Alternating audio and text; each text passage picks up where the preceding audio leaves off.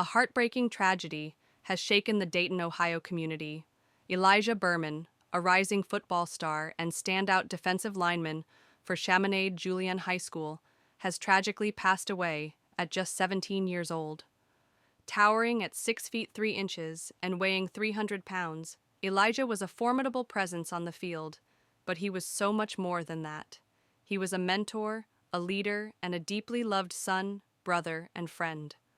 A proud member of the class of 2026, Elijah was already turning heads with his incredible strength, work ethic, and love for the game. Coaches and scouts saw a bright future in him, a future full of promise and potential.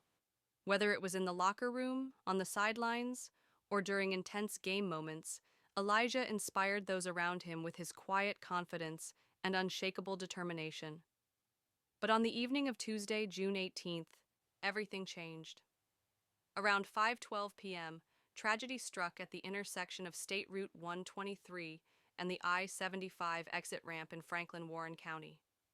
Elijah was riding his Suzuki DL 1000 motorcycle when a Peterbilt 379 semi-truck, exiting the interstate, collided with him in the intersection. The impact was devastating.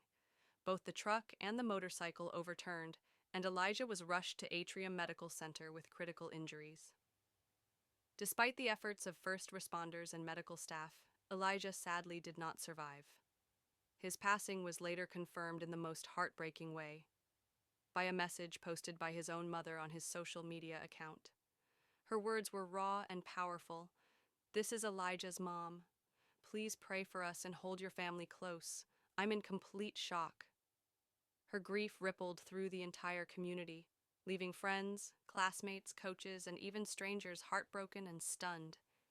The pain of this loss is immeasurable. Elijah wasn't just a talented athlete, he was a role model, a young man who led by example.